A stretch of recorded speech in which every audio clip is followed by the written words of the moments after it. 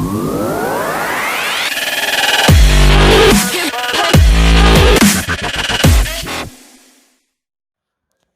this is Daniel Nugent, painter and decorator. Today I've got this bathroom to do, and as you can see,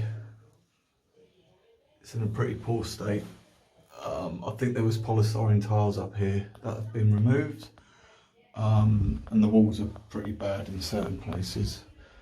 So first things first, I'm going to give it a good old scrape back, rake out, take off everything from the walls that need coming off, and then use the old plasterboard patches for these sort of holes and give it a good skim up. I think here we might need some of that flexible filler in there, the True Prep fiberacryl, bit of crack tape in there, and on this one here as well. But other than that, plasterboard patches on there, and yeah, good old fill up, and then mercury it all down with the dustless sanding system, and then paint it up with fine surfacing in between, and that should come up to a good standard. Right, scraping off all the loose debris at the moment. I get any of this like old kind of like polystyrene off, any bits of glue. The best thing for the glue is to get a heat gun, and but that's all come off quite fine. But yeah, if you need to get the glue off, because it's usually solid and stuck rock hard, is to get like a indoor heat gun, just heat it up slightly, knock it off. But make sure on your insurance, your liability, that you do have a clause to use like blow lamps and heat guns. I had to take out an extra clause in a contract just to use that as well. So just make sure of that as well. Don't get caught out. Okay. Right, so everything's scraped back now.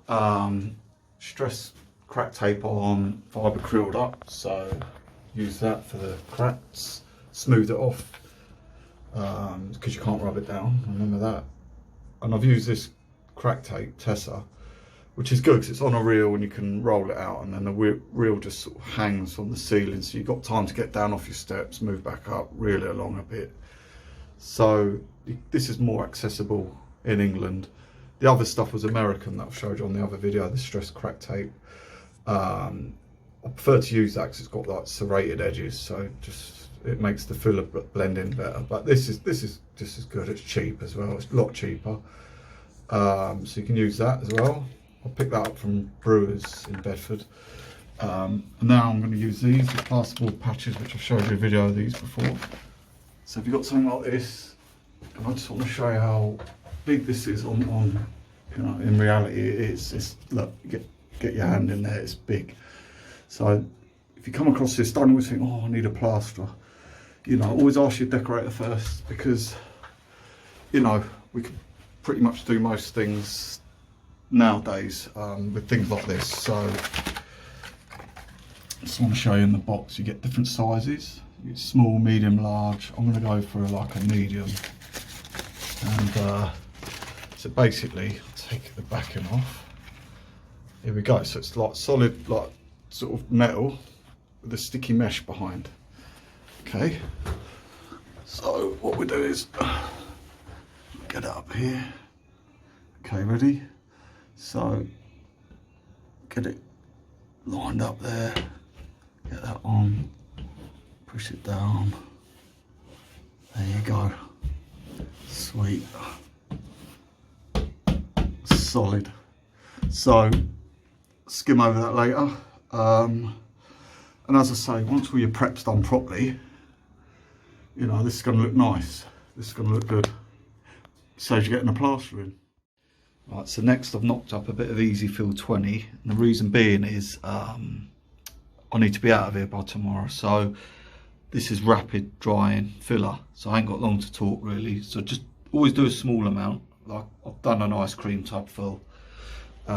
Because the thing is, you know, it needs to be dry by the end of today so I can rub it down.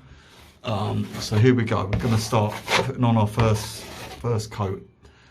I always like do the whole thing and then see if any bits have sunk and that, and then just skim over again.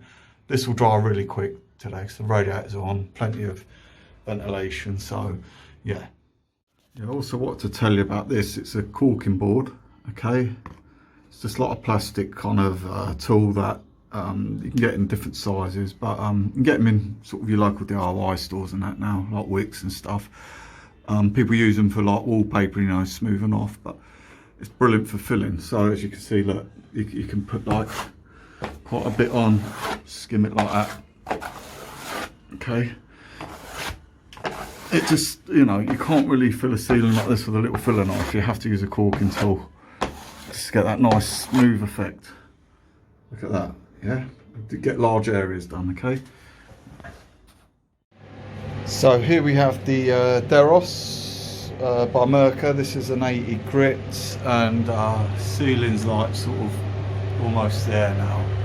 It's all solid now. I mean, there's a few sort of slightly damp patches, but I'm just going to start rubbing down now. So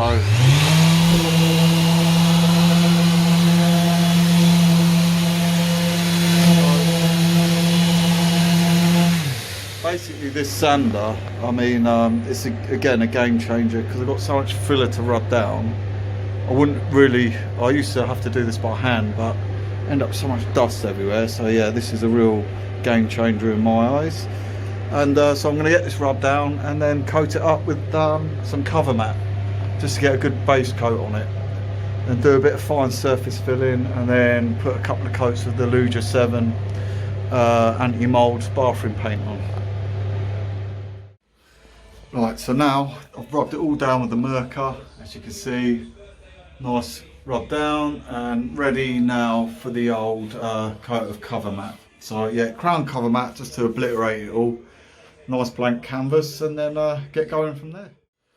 So after day one, I managed to get the ceiling walls all kind of like matted up with cover mat.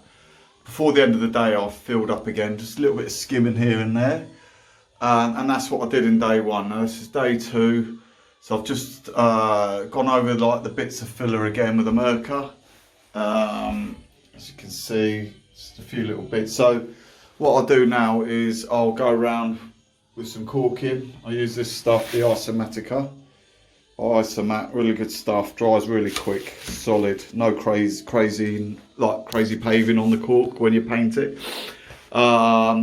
So I'll go around all my edges, sort of every sort of kind of corner, tank it all out, probably remat it again one more time, and then a couple of coats of like Luja 7, like the anti-mould bathroom paint, 'cause there's no fan in here or anything. I mean, you've got a window, but it's on the ground floor, so I don't think you really want to be opening that after a shower. So yeah, I'll use an anti-mould in here. So that's the process. One more coat of matte and 2 anti-moulds, that should do it. So there we go, 2 days later, and it's to a good standard for like decorating. It's you know, it's, you know, not to a plaster finish, but just as good. You know, for an old house, you know, these walls were originally lined, so you're going to get the lumps and bumps behind them and stuff like that. It's old plaster, but from what it looked like yesterday morning, massive improvement. They're really pleased, and yeah, so that was the process of it all. And as I say, sometimes as a decorator, go in, you know, and just say, yeah, I possibly can do something with that, you know. Don't always just sort of say, oh, that will need plastering, because I've lost jobs over the years doing that, saying, oh yeah, get it plastered, and then they say, end up emailing me saying, oh, we're going to paint it ourselves, you know, and it sort of, you lose work that way. So yeah, always give it a go, process, but a couple of days, job done. Thanks for watching, and please subscribe. Thank you.